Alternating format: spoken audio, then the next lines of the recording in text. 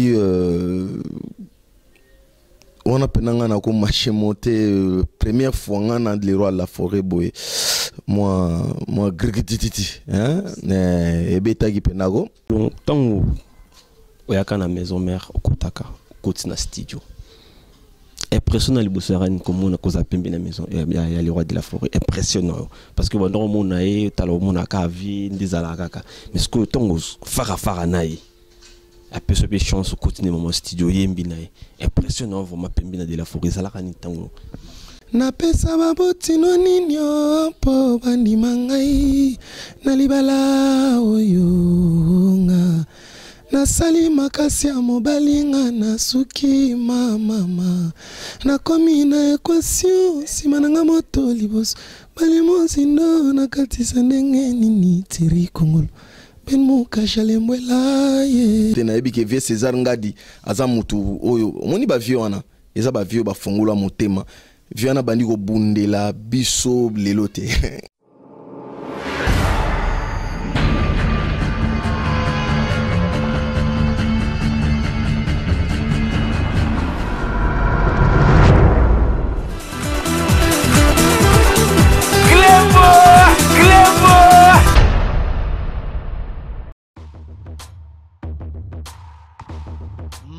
masolo vraiment solo yango ye na kati balui pona bakinois résidence Kifwani yango yo na kati na kati mbinza pigeon balobi pona ba chambre deluxe ba chambre bien ba chambre propre hôtel deluxe yango na kati mbinza pigeon tozali awa na résidence Kiamfwana est situé dans la commune de Ngalema, dans le quartier Binza Pigeon, sur l'avenue Congo Yassika, numéro 22.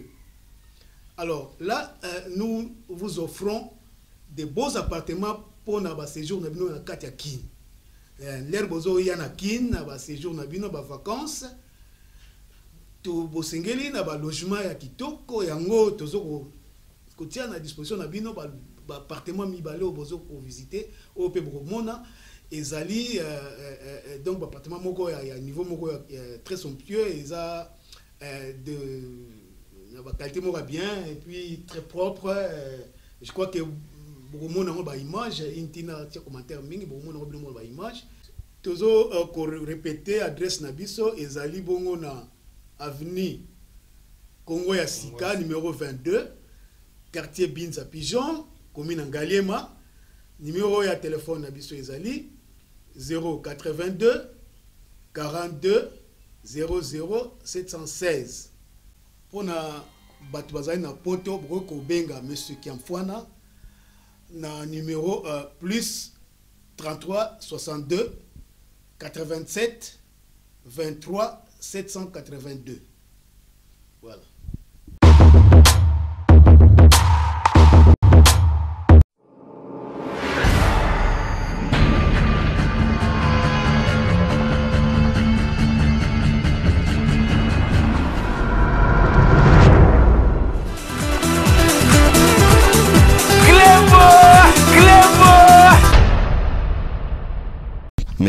Merci vraiment merci de ça Fabrice Baïmouna lito ya Rolanda nga tout moment talaka Fabrice Baïmouna tokos 3 fois balobi mbala misatu lèvres rose wana alengo nzomtabinga nga bongo parce que ça la nga c'est bon awa toza nama campagne kakande bozo mona Fabrice Baïmouna te okutana miel vraiment to kotana na lupango miel kakande ngizalaka alengo nzo to kotana lupango te apa miel to kotana pa miel to betani ba masolo bino bokolanda nyoso awa na kati na sir a to komi iko sala biso bina moi c'est bon quoi awa pena tozo kota et pa ya miel vraiment bonjour papa ah écoute to kotona nzela c'est que awa to komi toza pena et pa ya miel là miel de son afandaka awa chez yango yo vraiment tala bino moko bozomona na telemana ngata awa quoi telemana awa bon yango apesaka masaka na apesaka fara pas fara reni na vraiment merci vraiment ndenge bo pesa Fabrice Baïmouna chance émission na bino e bandi sikoyo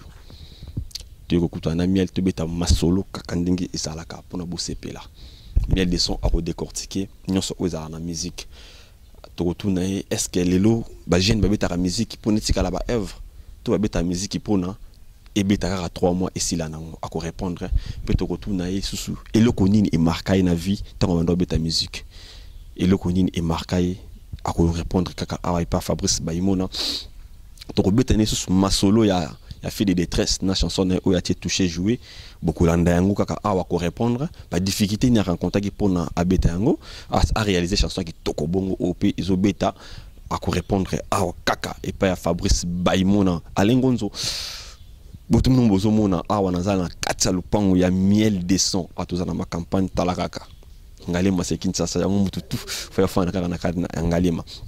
Merci Naba O, tout le pesanga chance, le pesanga lito ya kolandangai. Alain Boyika, merci encore une fois de plus. Gila Inzabe, Josi Baforme, na pesio mbote. Jessica Baïmona Kilo Congo. Jeannette, babi Jeannette Nkembo na France, na pesio mbote. Mama Vala Mouemba mbote no yangwana. Julie appelle à la supérieure. Na pesio mbote. Augustine Sawela na Londres, na pesio mbote.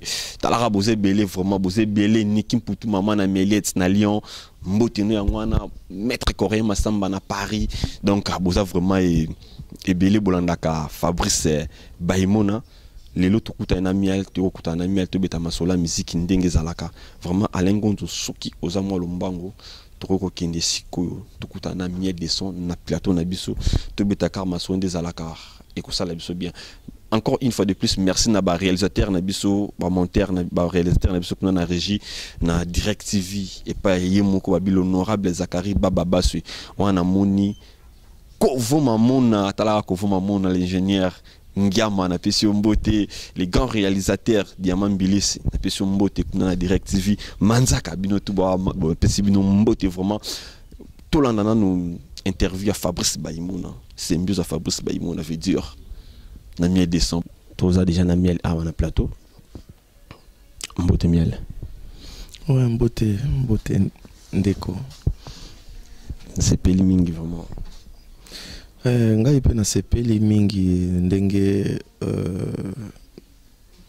nzambe apesi biso temps ya kokutana et puis ba meilleur vœu parce que micro na yo les asusumba liboso na 2015 ba meilleur vœu na ba ndeko nyonso ba chance à kolanda biso et puis comme on dit à tout seigneur tout honneur on pouvait pas commencer l'émission sans prétendre dire merci à l'Éternel parce que oui, donc il a tout voilà, il faut quand même qu'on remercie un colo et puis merci Nabao Rolanda Bisso. Voilà. Merci encore une fois de plus Namiel des sons, mes condoléances aussi parce que à ce qui est passé, moment vraiment difficile. Donc dis-moi Bibembe Bani Nima, Nzambe Bikanding Zalaka, donc déjà tout on a famille tous les comme qui toujours peut être responsabilité voilà on a qui pas mon mais miel tout ko ba combo non combo non vraiment au baboté là yo ezaka nani ah c'est que en retard na lobango trop ba tebele ba maîtriser ngo donc ba comment kutu ba minanga kutu ba Facebook ba comment komelanga de na combo na nani on a moins retard donc la moins retard mon père s'appelle Lamiel. Moi je porte son nom, Lamiel, moi c'est Lamiel Kédian Miel. Voilà. De la famille. C'est ça Lamiel. Lamiel de la famille. Oui. Oui, on a appelé Lamiel. On a appelé Lami Lamiel, Oli Lamiel, Omanga Lamiel, Engi Lamiel, Gelor Lamiel, Mélanie Lamiel, José Lamiel. Donc tous dans la famille nombreuse. Tous à Ebélé, Lolo Lamiel, Vanel Lamiel, Gertrude Lamiel, que son âme repose en paix, et Atika Bisso. Voilà quoi, c'est le nom de famille. Voilà. Ok, merci Miel. Kolon, tant où y a qu'à la maison mère, au Kotaka, au Kotina studio. Impressionnant les bosserans comme on a causé pembe na maison il y a les rois de la forêt impressionnant parce que pendant mon aïe talo mon akavi des alakaka mais ce que ton fara naï a peu ce chance au continuer mon studio yembi naï impressionnant vraiment pembe na de la forêt zalaka ni tango ben na lobaika promesse oyo ba ancêtre basala eko kisami parce que na bando vanda air na vanda pe na telanga ki na mouvement place na ngezala malgré tout le monde on ba ebika ba o ba longwa ba donc ba o ba sala penda ba banda na orchestre ngo bazala mais air nga na za kutu na na parler maintenant taka na santara place mo boyangai bon malheureusement mais air na yaki na kutaki tout le monde tezala déjà ba msubaki ba sel ba les marqués na bango ba des trucs comme ça et tout na ye na ba openga na kutaki na se retrouver ka na zwa place nanga et puis on a penanga na ko marché monter première fois ngana de roi de la forêt boy moi grigititi hein et betagi penago parce que moni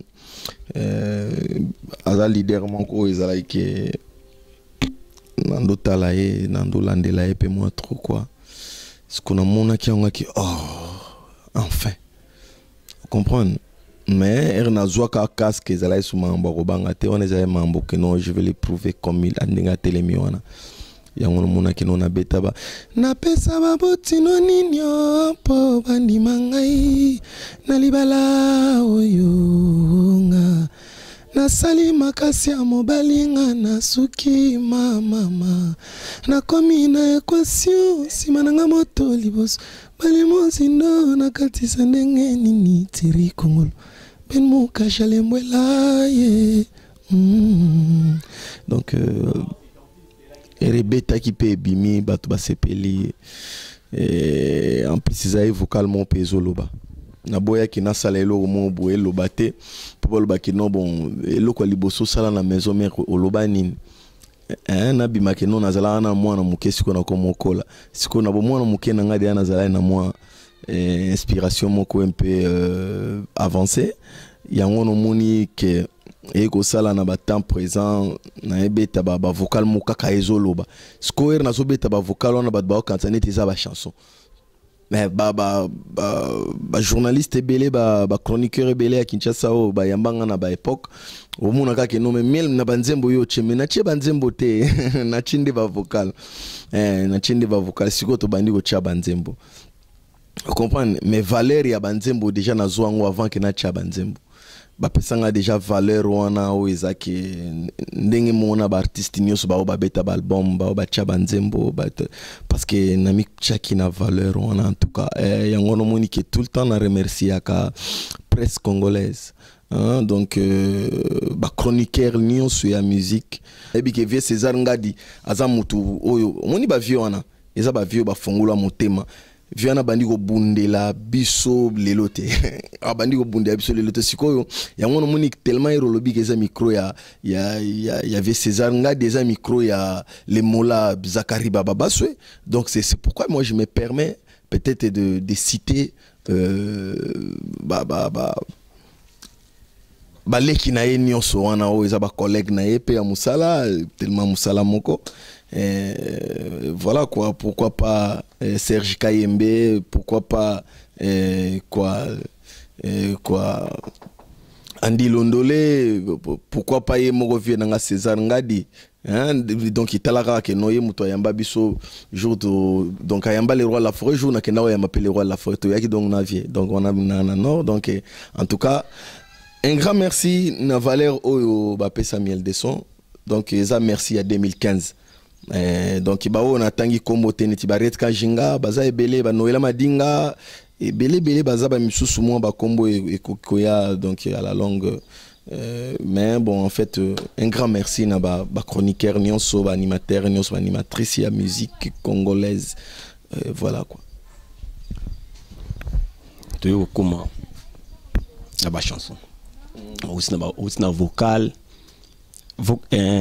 tant au fond de la boue, les miel au fond de parler, autant les miel de son en a parlé, miel de son en a bana.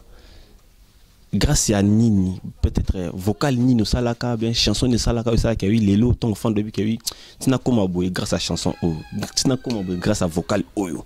Des salapes va découvrir un peu mbala mort peu miel de son, la zuimba la mort peu lui a loupé na keli bosso. Et cause à Evre ni marque au peu na vite au fond de la boue.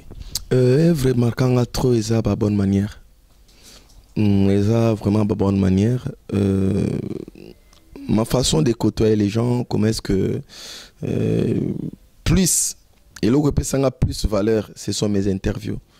Ce sont mes interviews, mais parce que moi-même, je me disais que je n'ai rien à prouver dans voix, parce que j'ai confiance en moi.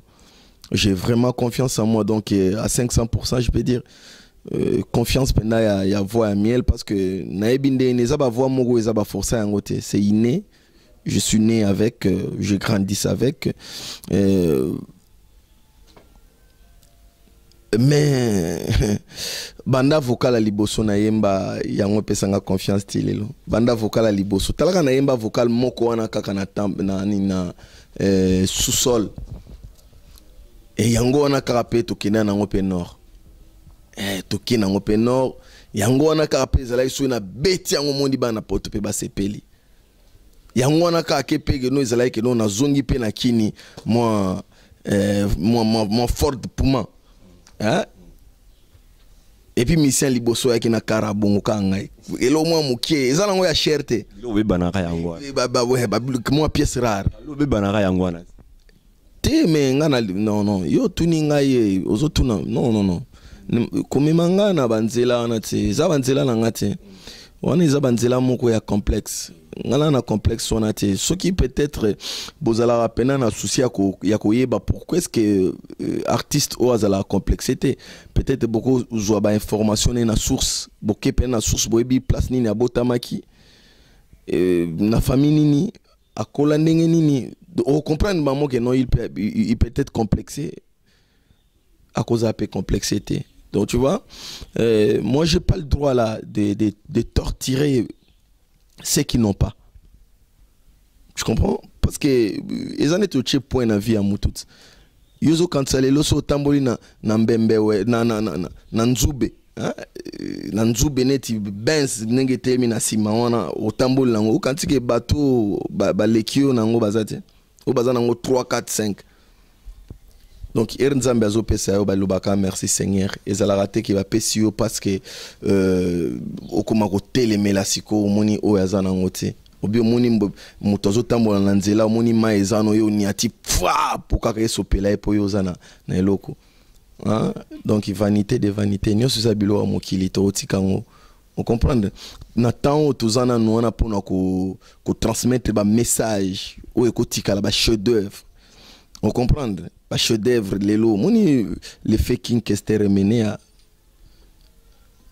Tonga château dans ma campagne mais tikala ba tout lelo ba se souvenir kana King Kester na ndakute bazo se souvenir na ye na ba œuvre. On comprend, c'est ça que moi j'entends de faire, c'est ça que moi je pense. C'est pourquoi Monique non touti n'a pas fait de détresse, les lots n'a pas touché joué et que ça là que non tellement bah Monique non bon, c'est un artiste poli, calme et tout, qui sait respecter son boss, qui sait respecter son boulot. Qu'est-ce qu'on peut faire bon, il y a qu'à bêta sur deuxième plan, maïba solution.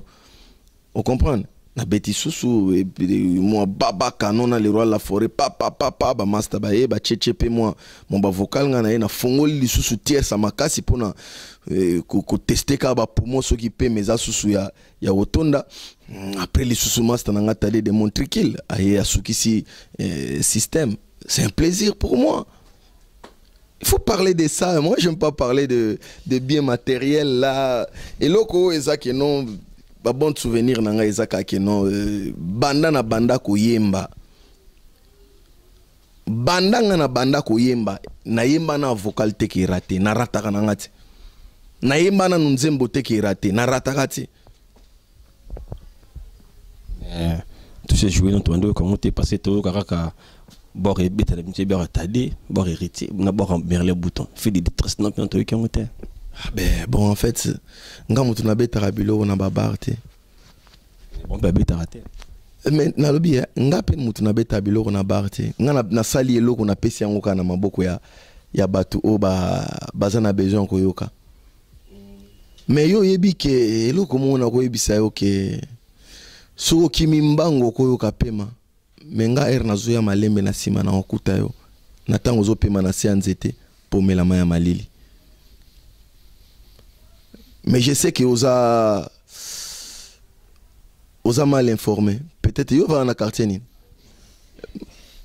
informé parce que tout tambola peut-être eza na quartier na bino tambola pena na Kinshasa omondengo question na ndengo lobina réponse na ndengo pesi na yebi ke bana poto ba otala biso ba oseka makasi ba comprendre que wa journaliste à quartier na bino c'est quartier moko quartier mona mututi là juste ni de tambola ka ozo ka to kina pena ba boîte so ki zo beta basengi otalipe boye msupi basengi te ya on a tout une question.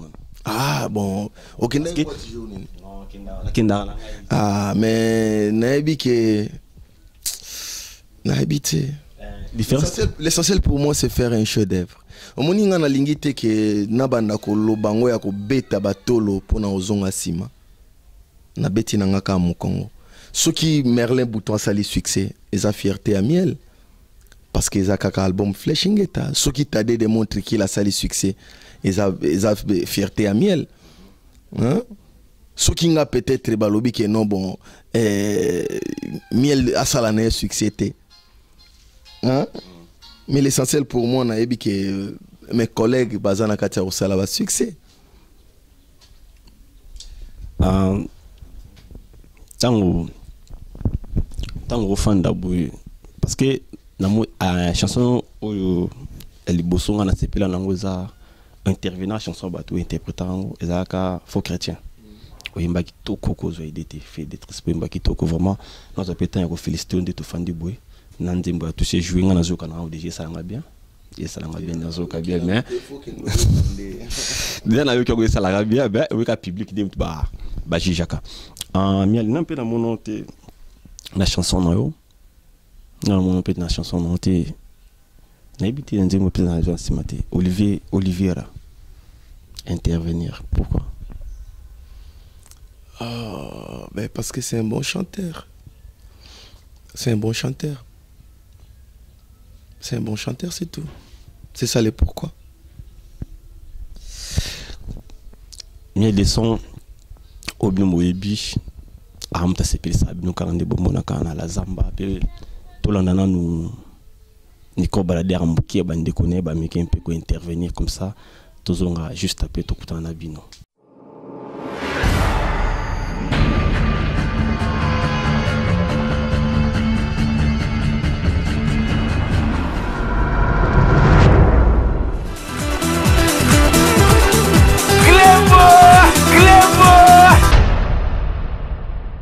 Oma Nasir namoni papa Morazoya awa papa Oazoya namoni papa Zoya donc msusu ako intervenir pe pour na propos ya miel et ça la pe kaka bien mbote papa mbote olimbisa so papa tozo mpinde ngozo le kaboye est okoyeba musicien artiste musicien mo comme des miel oui naebi miel de son naebi ayima kitoko. Papa comment nga bolantama maile parce que eloko malo eloko nini oyo salaka oyebila miel vocal nini malonga oyo miel asala pene sala ke bien chanson ni sepeli so oyeba lelo sala ke oyeba miel bon miel nga na yebi na sepela na mingi po nga na moni aza bien formé na kati ya wenge musika alors aza pe na amour moko ya bien na kati ya wenge vraiment bango baza bien formé yango na nde epesa kitoko trop bovana to yamba bango to sepela na bango bibilo bande wana to sepela bongo apesa aspect que mutu moko azobeta musique lobi ya kokima asala orchestre bon vocal ya miel yota nzimu sata monki ba vocal ko tu ya choral la ya banzemo na ye sata monki kaka kuna ngala musicien te oyebi kaka kuna na kokate voilà malam oko pesa miel conseil ni pe question ni kotuna miel na miso zolanda miel ngala sana question ata moko te wa kopesa ye ngane na kopesa des conseils avant à continuer na po depuis avant dina kata wenge na moni makamna hizo kene bien mutako sa été de gauche à droite on a tout ça la boye on a tout qui m'a tout kene boye te avant da vous comprenez avant da tindenge nzamba otinda bango tindenge ba wera yimo ojoba manaka mususu ndenge yaka yimo lancer bango à part ça na sana lo mususu ko commenter te on se pela pe un jour dans la maison mère kuna pena na ndima ngote ngana linga ngo pete vraiment est-ce que ko témoigner boy na miso bato témoigner que na ya longo na maison mais pour era bon ça toujours continuer toujours kaka nne si de trop kende kaka toujours malem ce qu'on a mis sur na site kutana moko oyo azalaka na miel awe ko ente awe ko sikoyo na si papa akoya pena pour moi mbote ndeko mbote ka journaliste comme on nani ngako na ngafara fara extraterrestre pas muke voilà fara extraterrestre babi yondo fana na miel yondo ebi miel si tozara na miel na palin donc tozara na ba mona ba ebi yese moura ba choko ba cité de belles filles donc ba fan toi miel ba ebi tozara na c'est que le romo za moi simple ton fana na miel malama miel ezalani bon malama miel ezake miel azara poli et ko respecter batou aptara mutu na place nae en plus azara pena un esprit mo ya responsabilité le pena na mona pena ya mutu ya chez yangwana il est vraiment responsable et ko traiter baninga so avana bango des abatum susu donc ineti azuli ya bambongo famille misé batum suye vraiment azara bongo te vraiment ça donc sympa play pinda play beaucoup lia na épée assemblée donc hier mon bébé bu na beta kuna ba plan na on a ne faire ça ba plan chauffer ba elle mon bébé zo mathématique na beta na autour ta rappelé à bon vraiment ça bien est-ce qu'elle respectera pe à travail na à kolala à travail na respectera bien bozala na bon moni souvent na rep biso to genda avant mardi rep ezaka 12h donc so comme da 11h30 de akunanda ku ya za l'est de ba 11h juste de longo déjà potoko mala samba mercredi rep ezaka 17h donc so to retard c'est comme 17h30 donc tu as vraiment temps na rep donc penaza discipliné koto boulot pena o mekata za discipliné makasi comme conseil ko pesa miel ni na minute o pesa conseil na minute o bon azamutu comme conseil na websega que non tout oyo moni tout wana tcha fait de détresse akende na nzela musu tout to na ba toucher jouer to na ba mai ba solution akebe ba nzela musu donc conseil zaka que non forcer susu à multiplier boulot pour mbala sima so ba pesi occasion que atcha selo musu pour ba zo pesi ba couleur musu ya sika lo na ko pesi conseil ngona moi des trois mbote to wana nda kuna mitio bon na pesi mbote na bana nga panyash na Pedro na pesi mbote na papa nga na pesi Patrick nganda mbote na Cape Town.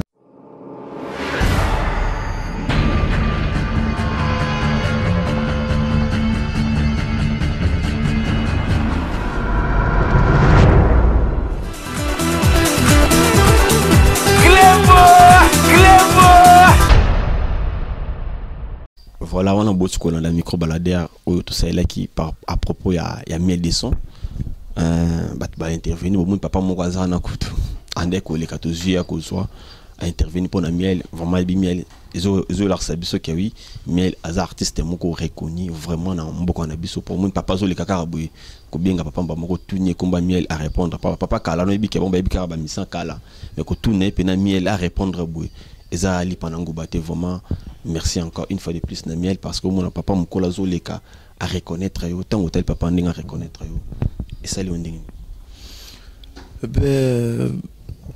c'est un plaisir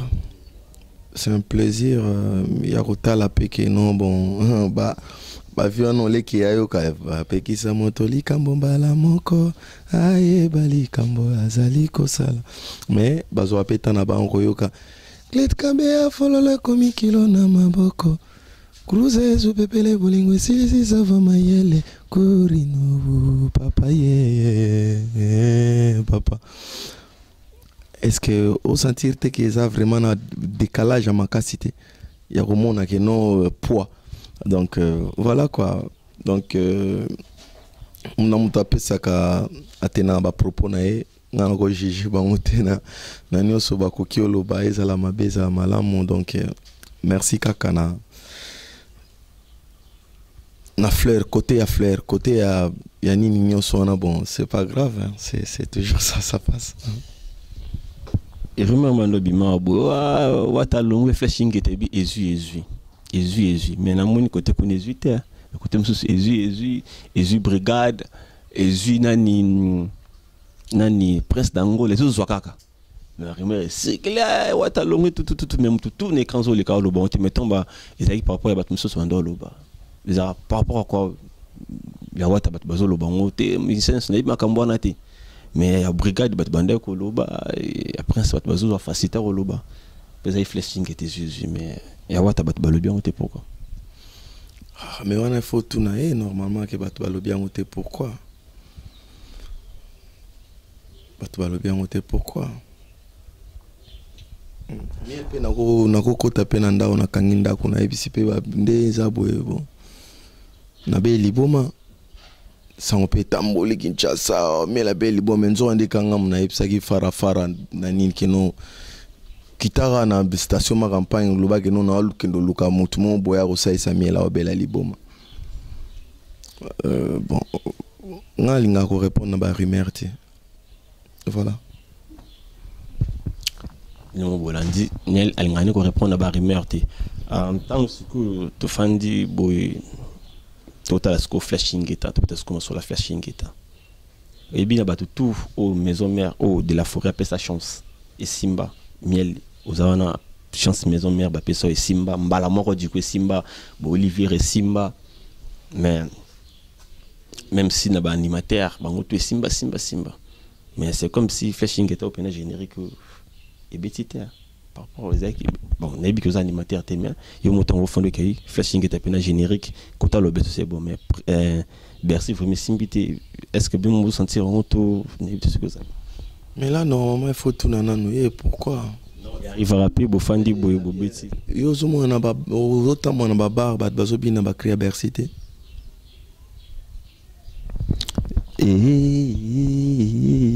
on pénètre le thème ça omoni eza neti ndenge na lobi na yo awa soki lobeso osali succès eza plaisir à Bercy eza ndenge moko Bercy soki aye mpe asali succès eza mpe ka plaisir à lobeso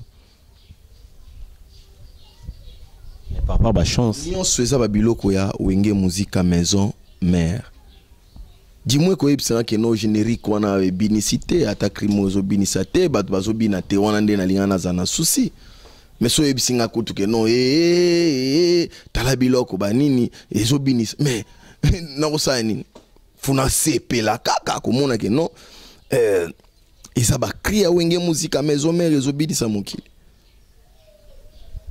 eza mabete omoni na ba cadre ezala pena cadre pena ba polémique boyebi bato ba polémique boyebi bango cibla bango pe déjà boke pende pa bato ba lukaka polémique ko solola na ndenge ke no ngana linga ko respecter bato batala biso bala besoin te que na nini bandi ko créer ba polémique bandi ko non on a besoin ba grand responsable batala ngai non, on a besoin de parents, on a besoin de banao et miké ou bazan ba innocent wana bazan na goût ya rotala grand frère na bango ya rotala mwana na bango ya rotala bleki na bango artiste na bango chanteur na bango interprète bazala na vision moko bien tala lelo ngana zala na vani na plateau à télé nazo cité ba comboneti ya Clet Kabe ya Corino plus important que l'école temps c'est pas n'importe qui. Peut-être pour n'attendre comme on a facilité, Moutako Kansanet c'est un ami de vite fait. Non, c'est un grand homme. N'avant na télé bon na lobby que non l'ami la miel, le frère, le frère de l'ami la miel. Mais c'est un grand homme. Max Moké, papa na l'art, l'or lourd lire. C'est un grand homme. Les loso qui que non n'avant na télé boye donc nazo cité neti ba grand staff au ya miel de son bazar na Bloomington na États-Unis et JJ de la ville donc il muta contrôler na nos ville Raymond Munganga Radish Mbemba Wadidi ndi nazala pena que nous nazo cité les sous na côté ba Bruxelles wana donc chiba swebende nazo cité Louis Kimpolo ser nanga Dudumba nanzo donc il faut que ça paie respect na bateau vandi qui autant rabango parce que ce sont des parents, ce sont des responsables oye boye ozotanga ba komona ba me auto finga muntu. Tu vois, ça donne pas. Ça donne pas. Tout à l'heure, on a autant de combo et batuneti l'honorable de Zachary Bababaswe. Moi, j'ai chanté dans ma chanson, j'ai cité l'honorable Joli Kenda, par exemple. Et puis directement, nazo ça la promotion en disant on a touché jouer au Eza qui ils ont traumatisé batumwa muke. Na banda cité bakombo abatu na ndenge moko boye peut-être be ki nazo luka ko vexer mutu bien non donc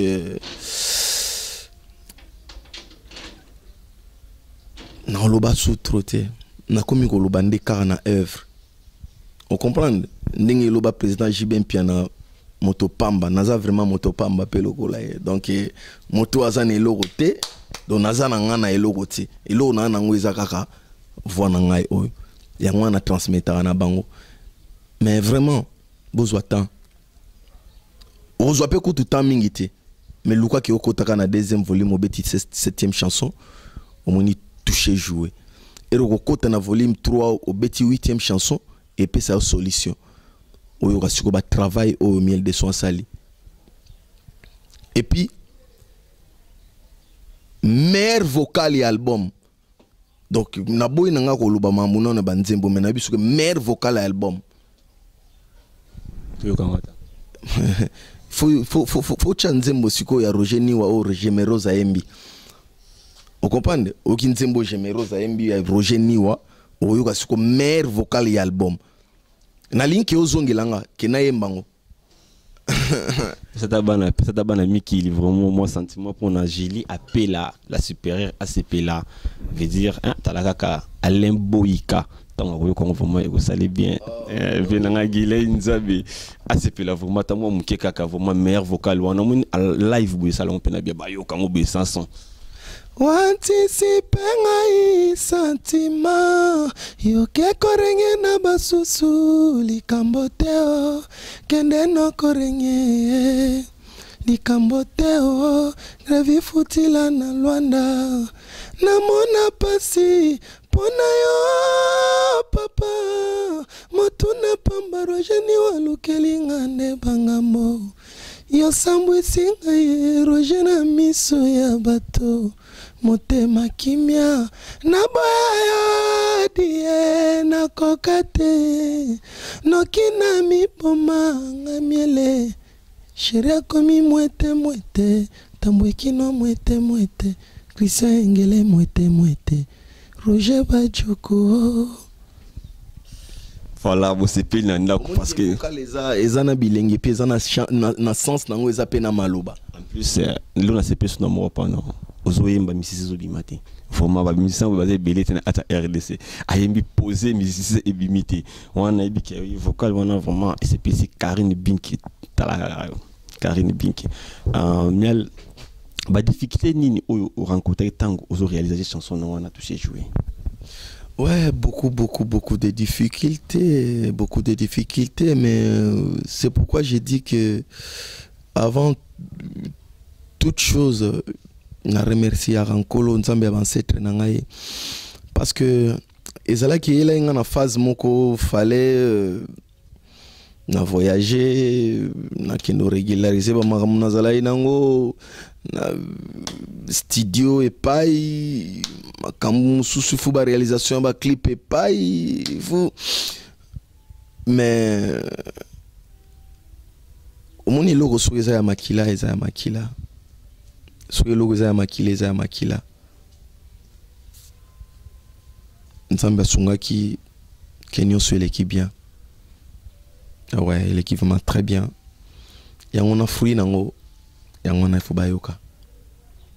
Ah fruit nango pena yango na fubayoka. Donc c'était pas facile. Yakotala keno ifuna longo na caché o ba utoyo kilanga. Ou eza pena keno vienanga bienvenue mon amai les boss mon amai donc abanda ko sepela na feu de détresse. Siko na telinga ke ifu ba sepela sikoyo plus que ndenge ba sepela na oyo. Wana siko elaksa ke no artiste azo évoluer pardon na vandi na contrôler ba texte pour na ko éviter pe na tomber na piège à insanité. Mon ba difficulté parce que na minute on doit sentir que ba nzembo ebele o ezo kanga ba nini ozo sentir ka insanité zali. Mais tellement déjà na télémé la ngonga moko déjà que je suis pas artiste qui veulent toujours tourner na ba na vision à succès na ngai faut la kaka insanité ndé sanga force na luka kisikope na kino funa feyete na kindi ataba tondolo na zamba bukano prezali ya nzambe amuna nga kosimba tezali bien privé motolo nango papa la miel hotel wa lire na kikwit ezansa ka fikola bure mabele kolona kole botambu me amuna nga nalona na pasi pourquoi ba vuzola l'étoile filante sana tole kikwae soki babala kana nyongone na senga pa babotia mede ngasaki bapesa ngata ya kredi na futa kandambo ema mamunu yema milonge ye vous comprenez et ça nze umugo ekoyana ezopesa esengo ezopesa mawa ezoyana makamunango mais nayebi si okake kimarambango po toka mina zo malembe zo ka malembe ngana sala carrière na ka malembe omoni ke banana ya ezana ba jeune frère musuba ya simana nga ye ka mbala mo boimbala mo ba nzembo ezo sale manango tilelo mais siku biso to za bato penda ke no solo vocal convaincre mokili ba komo tuna nzembo no na nzembo te vocal au beti deuxième troisième quatrième oui ça la penda ke no batake no keba vocal bon beta pena moi bukabola moi lead nzembo na Olivier faux chrétien des gagnants omoni tunani ezaka ke tsoy mutema mabete obo ya ngonde nini on comprend que police star koma ki pena donc yesi ko mutapesa inga pena pe police star ki ntsantsina ye mutapesa inga pena idea ko loba ke note faut comment nzembo pona convaincre bakulutu un jour au comme kulutu on comprendre so inze mone zo convaincre kaka biso bana mike et zo convaincre kaka génération assez ya mikolo zo convaincre te génération na bakokola bakoma mikolo ba comprendre loko mikolo babando mona na nzembo wana kia se nzembo eza terre à terre mais soki mikolo ba sepela ngo bino peto zo kola to koma mikolo to comprendre que na sagesse a mikolo nzonde babando yoka nzembo ezalaki na fond ya boye yango yango na bafie babando sepela ngo tale longa pe na ko mukolo tande na komo sepela nzembo et ce comprendre sotali génération o lelo bazo tala ba polo yaka to bongisa likambo oyo soni na baninga oko sambo polo erezo beta wana pe ba o tuzo benga lelo ba papa ba grand frère bazala pe na ba jeune d'âge ba frère d'âge pardon tu vois mais banda ko sepelango ba bikolo ya bango bazo sepelango bango pe ba komi ba comprendre pe que non c'est que nzembo oyo ezalaka nango na valeur nango yango na eloko ngana luka kaka c'est pas aujourd'hui que nzembo neti fait de détresse aussi là on a pena na ebiso ke lokuta peut-être mutu azangi yango pona koyoka mais soki mutu kaka yoki yango et vous oh non quelle inspiration oh non tala ndenge mwana mobali wa yembaki yango no moni ke lupemba wana na force wana nzambe alakisaka bino yango me bososolaka te les seuls artistes ya âge nanga ya génération nanga oyo eza les trois grands leaders ya mboka oyo batelema na nsima batie liboso yembela biso so otangelinga mibale okati misapi pe mibale onga na tie c'est comme ça oteti non écoute tout ça na kati ya kobeta lisolo pourquoi est-ce que omoni nazoloba pourquoi est-ce que nalinga ko cadrer banzembo oyo nga nazoyemba parce que lobby ezala kaka na valeur ozo comprendre eza neti nzembo le roi la foi yemba to bandaki nga na ye na pasi ye utabo mwana tango ngonga nazalaki nanu na 13 ans nzembo na ti le chose obeta bat bayoka ngo kaka bazo sepela nango Ah, qui bouille sans pimpa wana, obige wera pen album à modèle wana. Pour nini? Ce sont des chansons qui sont restées des chefs-d'œuvre. Papa c'est moi na mobali, na kokakate o mama. Lokola nazali na bomoy, na Gilles Bavon na milela kate. Yawe pesa. Bozuye pas ya Gilles Bavon. Donc c'est un moment éducatif et tikala na mitwa bato. Vous comprenez? Mokili monde ya surprise mama ngai na yeba kiteo. Baninga bakolisa bande kose banguna nanga.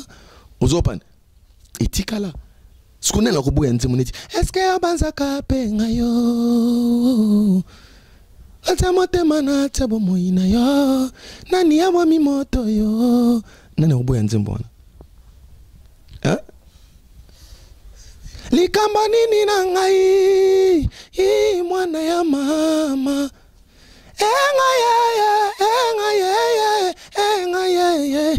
Engaye mawa. Na oboya nzembona. Osokopane Masuwe kona na loseba ebeti Masuwe bungya na kata londende Bolingo pe bungya na pinzolio. Donc nzemba bongo pardon na yemba ngona ta bongo po ekene mena yebiango nani obuye banzemo neti ofela la mise divise babotina yo bandiminga te o bango banzambe ya sevana na mobali ba unila yo masie na boyo te o. Bibisangai nani akoboya na kati ya monde o le monde entier lelo bato tout bazala focaliser na musique na biso baboya artiste neti les rois de la forêt non neti Papa Wemba neti Papa Lutumba mais ils sont là derrière eux. Papa Lutumba zobetela au guitare na interprété Lutumba na interprété Papa Wemba na interprété les rois de la forêt. Et puis bah pesi loupé mana bango. C'est fort. Mina ko lekate na bete la ngotolo. Et kozongi sanga sima. Ça fait combien d'années au makambo ane leka? Mais aujourd'hui les gens ne peuvent pas voir que Aza descendant. Souza qui dit botika la qui dit ba. Moi je suis un descendant, naza descendant. Descendant ba King Kester Menea. Na descendant ba Pepe Ndombe, descendant ya ba Tabouley.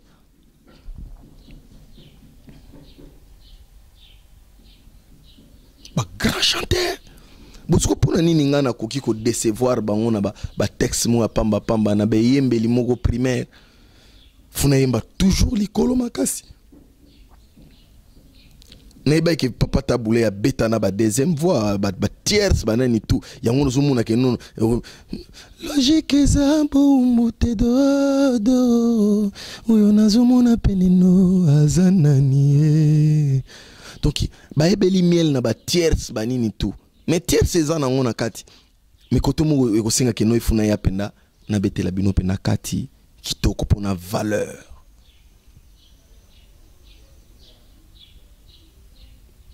Na foxe amutale futi ngamba pota kotindika bolingo pasi Isa ba valeur. Mais ce qui bozo reconnaître valeur te bozo linga ko reconnaître kaka loyenge o ezake non loko nanen non mais futa la siko ba valeur o ezana kati o artiste a palper ba réalité o ezake non bozo mona ke non avenir à musique na biso kenende ni so tozana ba artiste boy. Artiste a une belle voix. Est-ce que akoki ko défendre musique n'attend peut-être basali forum il y a des musiciens peut-être étrangers que non tu viens tu dis un mot ou tu donnes quoi quelques préoccupations ou ils que non peut-être qu'on sauvegarder culture nabiso. Comprenez un peu donc toko ko zala tekara ba artiste pour na koyemba et puis toujours yemba sans calcul. Koyemba ka po ebi ke non bon erba ko yoka nzembo ba yoka boy nani boy ko beta bien sûr ko beta est-ce que eko tikala. C'est ça l'effort que moi je suis en train de faire pour na ko luka etikala et non e beta parce que vouloir ou pas vouloir ou pas na rataka te puis na ko rater te parce que naza na bénédiction ya ba ancêtre naza na bénédiction ya ba monument vivant ya musique na biso parce que lelo mona nga nazaki na voyage nazaki na Paris na moni papa et papa Lutumba donc en tout cas bon rétablissement bon guérison na papa a moi ba crise abela ki mo moké.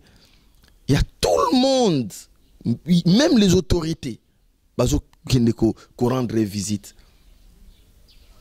Pour moi, quel que soit Nzambe Zomoli Monae, ou Nzambe appelle ça une longue vie, Nasa déjà une histoire.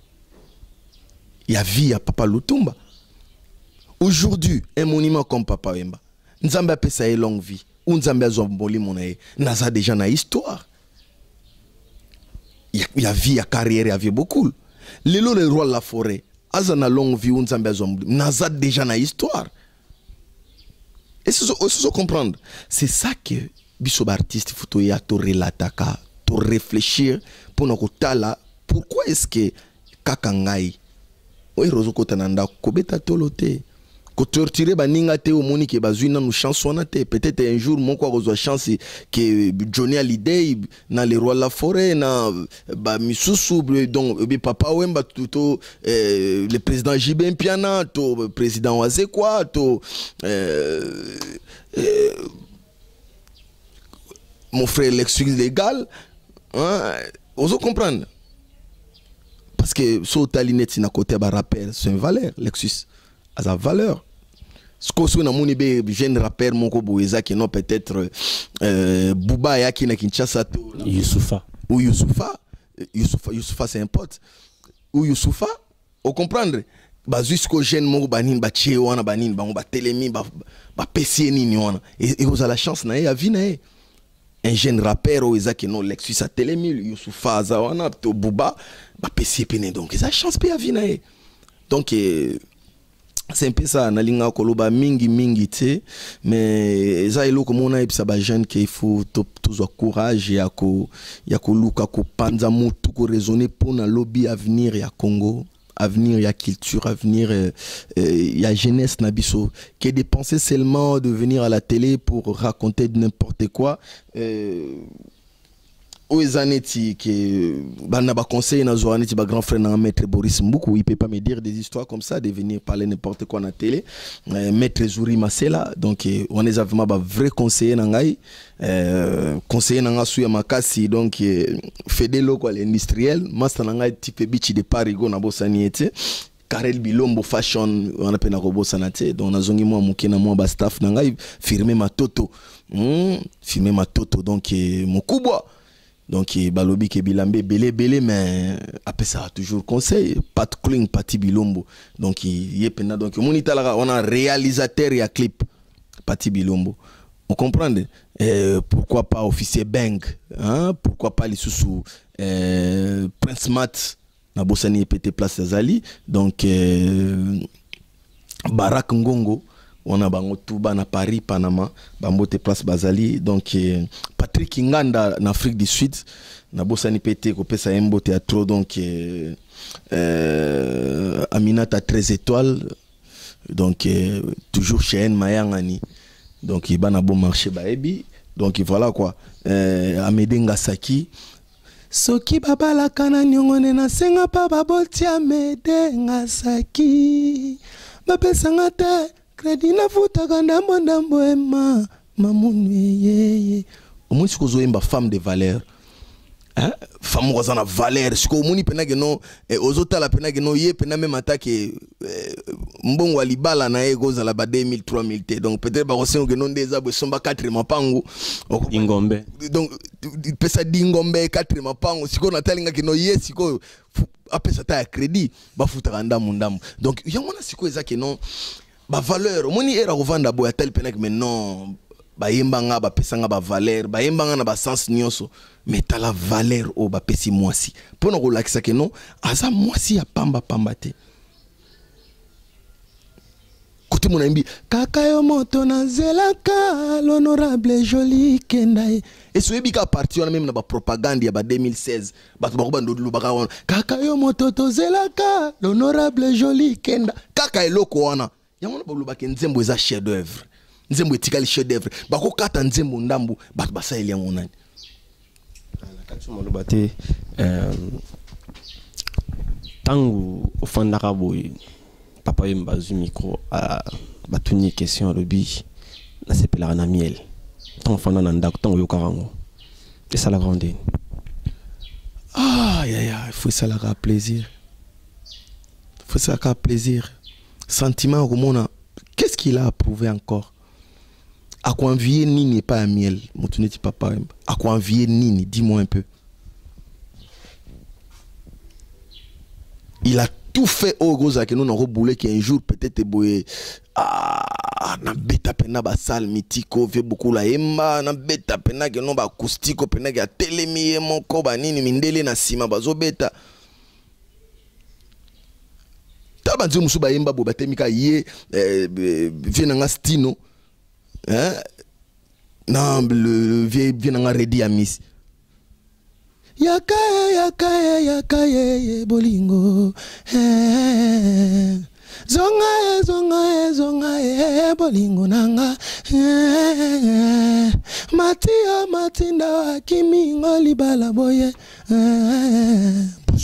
na uti mosala nzote pemite sekol tikako bino na mone ti bosala je voilà le roman s'appelle na miel apesi conseil moi kitoko alobi souci nae ezalaka asala banzembo te pona esila lelo mais asala nzembo pona de génération en génération ça venait toka banzembo kala ba mamu toka ba polo tonton asala kota na studio asala teka pona ebin sabatu 2 mois 3 mois avec pour ça ezalaka abeta voilà abeta venait ba fait des détresse et tikala ba tout gravé na mémoire ezalaka bongo vraiment des artistes vraiment pour ça ngwana tout d'abord hein tangu oza jeune aux beta musique na au salon pour na leloté mais au tala déjà lobby dans ton refan nda kuna koli au kono âge moro plus âgé mais au kendo rabanzem nous beta toujours ah beta kantsem bien yango to alongo besoin c'est pourquoi au moni tant tout kuta na bino boy to na poto solo la bien tant to solo la bien ça la rappelle bien mais là c'est peli mingi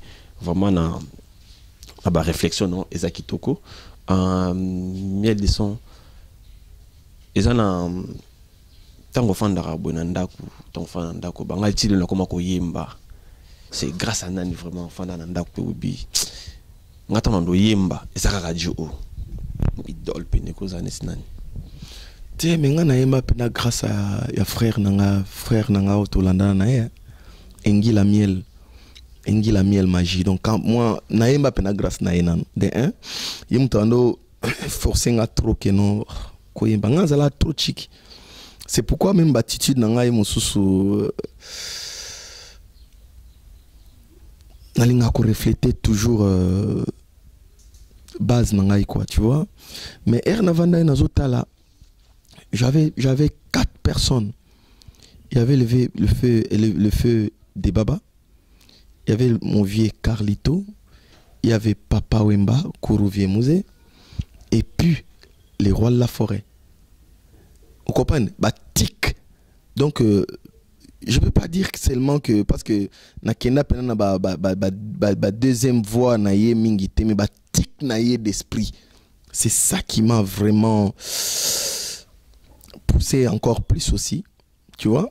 Mais nzembo mingi na bando yemba avant na banana ni zala nzembo moko il y avait des baba mokolo mosusu ngana kokanisa yoro mokolo mosusu kanda ekosila ena kozonga tofanda kasi lelo te yolobaka nanga wana semeki nanga yo presentaki ekombo na ye kashalengo nayambaka nguma na ndako nanga na boboto muni nzembo wana na nzembo mosusu tati konde tati ya mama nayo nakomona pasi ya bolingo tati ya César ayo na miti ya bwali na nzutu ozopane angana leli balingo lokola mwana ye tati solo nazoki balingo ngai nazokana ngai. Donc on a banzembo ebele na bando yemba mingi mingi yango pena okopane ngako tu natuna pe magreto comme tout comme moi pena suka natuna question oyo boss qui le savait papa na Ryan motema ya Lauriane Kanda avec natuna boye abi aux musiciens oyemba kitoko yebani mais attitude na onde pezala lokola vraiment ba musicien te za radio ya quoi par rapport à famille to quoi. Déjà pour répondre mais pour nous tourner qu'il faut déjà. Ouais, qui les savait, bien très bien on a frère, c'est que question est dérangeait tellement trop. Peut-être ça na bata musu manière musozo mona que non era omuni bata musu soza à la mystique. Soit ngindi danger wana zozela peut-être que amona bozo ya obeta e matolo ndenge za la kaka. Mais amona que non miel de son ndeko na e vous comprenez? Attends mais moto yo azala réservé pourquoi? Non bon ça vient de ma famille mon ezaba éducation de base nakola na ngabongo. Aujourd'hui c'est pas dit que je suis célèbre, je suis artiste connu, les gens bazo betelanga maboko et tout. Faut epesanga ba excès des ailes na komo mona mutu na se ngana za likolo non. Na podium je suis musicien, je suis artiste. Là, comme on fait l'interview, là, je parle en tant qu'artiste responsable à ses propos. Et puis, quelqu'un qui sait qui sait quel qu'il dit. Tu vois, qui est responsable de ses propos, quoi. Voilà. Et où t'en as mon famille? Il y a un monde qui est tellement et a bani. Donc, au moins, t'es en mon caraba papa.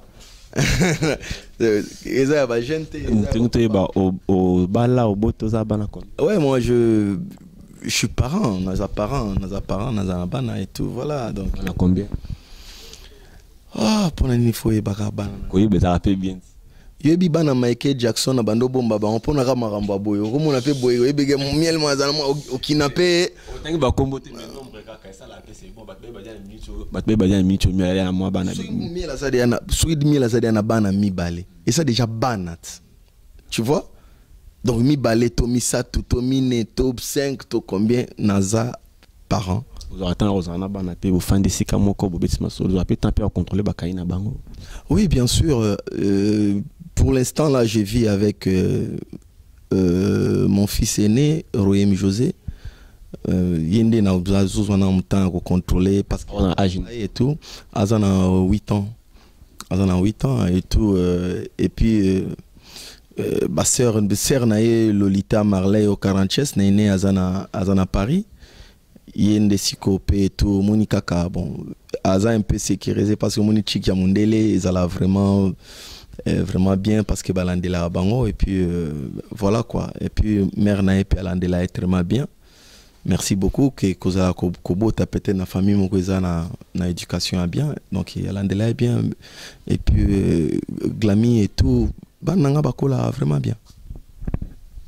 Voilà, Bosi Kolanda, Boulandi Miala, Dengue vraiment à Magnoli, puis expliquer bien. Et ça linga bien, mais le comment on a rappelé, téléspectateurs, on a Direct TV, on a fidèle internaute, on a vu sur RD Congo Info, très beau toujours. Miala, on a connu son faire boué direct na télé, et on s'alanga bien. On a combat musicien sous-souté, on a lu au calbos, on a colobé, et ça linga peine bien.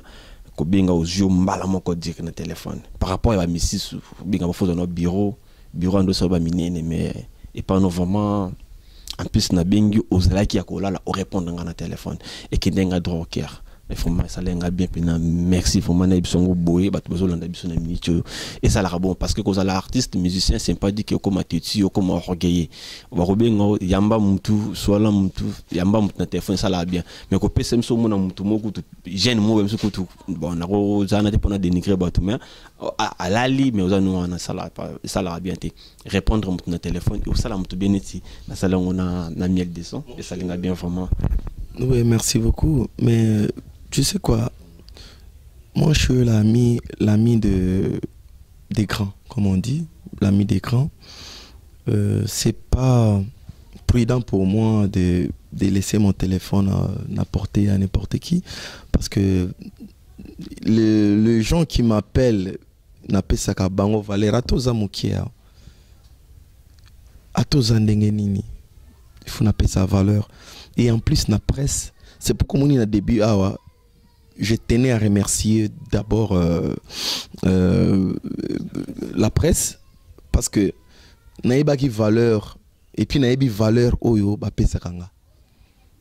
Ce que valeur wana bazo pesanga, au retour, funa raison si la bango sincère, ba ke non et tout, voilà.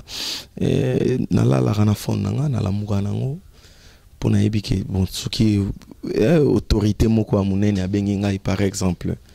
Parce que bah, grand frère nanga ebele baza bato minene bon na minute tanzania pesa message mo ya famille et bandole kana ba intermédiaire c'est pas du tout poli parce que neti movie kletka be ya korino benganga direct donc c'est la coup tout que non bo bengelanga miel ou bien bo sa miel benganga non c'est direct. Allô mon petit, tu vas bien et tout, direct on parle, tu vois. Donc neti vinanga grevi fouti la lié bozo la mboa matita, hein. Lui m'appelle direct. Et ça tout que non il faut non atindi peut-être conseiller Massamba, hein, conseiller Massamba n'a salué place à Rosala que non bengana mais non direct, c'est lui-même qui m'appelle. Voir même mon boss le roi de la forêt, il m'appelle direct, c'est lui qui m'appelle direct. Si on soit a besoin on a peut-être qu'il faut ça les lots il y a 7h30. Ce qu'on a peut-être na côté moi retard banini mutoyami peut-être azoé ba voir na bien tu vois. Azong ici un peu bien, tu vois ça. Mais ce qui est à moi, na transmettre à Rango pena batu nazana bango. Donc même à aux mutu o yanga na téléphone, il te dit quelque chose, sache bien que eza ndenge ezali wana parce que nazalara plus nango nanga moko mais so ina tiki c'est que nazoa vraiment bus quoi occupé dans quelque chose. OK, merci. Mieux de son. Au ko fixer moi mke caméra op ça ba jeune garçon oyo bon ça la musique 5 pour tabatanga chiki conseil moi mke vraiment na ba oyo ba ça la musique par rapport batangité au fixer moi mke caméra op ça moi conseil nabi que ba jeune belé ba sepela nanga mingi miel de son mais jeune prends courage, retrouve ton chemin. Devenir musicien, c'est pas synonyme ya kotanga teto ya kokata classe avant tanga okozala moni classe eza karateka ke pona domaine moko boye classe eza pona vie na vie domaine nyonso yo kosala chemin nyonso oyo kokende classe eza eloko oyo epesi yo maturité moko boye kolisi savoir na ona mutu koyeba kosolola pona classe to ya kokutana oya ye na famille ya uti na nini ya uti na nini ndenge mo to kutana ba entreprise so vous allez bien former te na ngona classe et okutana entreprise vous allez na même difficulté. En tout cas merci na batunyo so ba Rolanda biso et puis merci na bino et puis merci na vie César Ngadi Kleboa, merci na honorable Zakari Baba Baswe merci lisusu na honorable Joli Kenda. Merci Lisusu. Na pesi Lisusu wana tellement zo pesa honorable président ya Oben Minaku.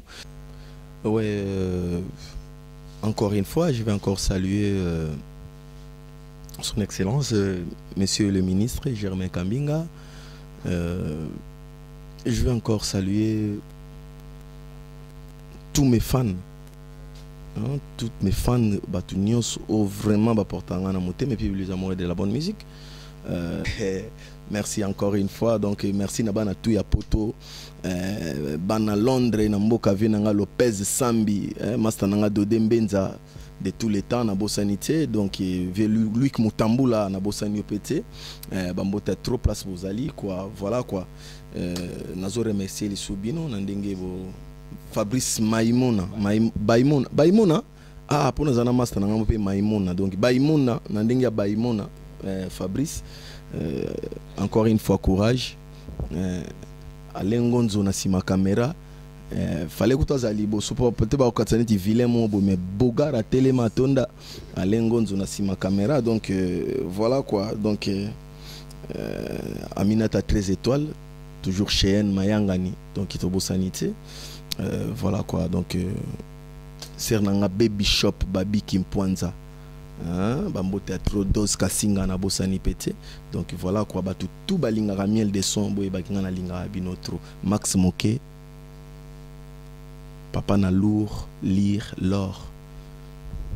Ah balongo libiso moko. Nzambe kayo moto yebi. Nzambe moko moto oyebi wana. Les qui dernière parole il y a Médisson. Merci vraiment na bien au Bolandi. Fabrice Baibon au pese ngata ya koyoka ngai vraiment tozala ki na miel abeti mama solo na ye kaka ndingi zalaka alobeli ba chanson na ye o déjà tina maison mère abandi ndingi abandaka na iloko pesa kai succès lelo ay bana monde entier za ki vokani o sala na sous-sol tolandi biso na bino. Merci vraiment na auto pesa Fabrice Baibon na temps ya koyoka ngai puis akolanda ngai ça l'a bien fort vraiment quoi. Na maman na ngai watikara ngata tout moment maman Vala Mohimba vraiment à Londres. Merci encore une fois de plus na maître coréen Massamba na Londres na peso mbote Jeannette Nkembo na peso mbote na montré na peso mbote vraiment parce que kuna Jeannette Nkembo bino so bozala bolanda Fabrice Baimon na lingara bino mingi botikala malamu. Merci vraiment, bye.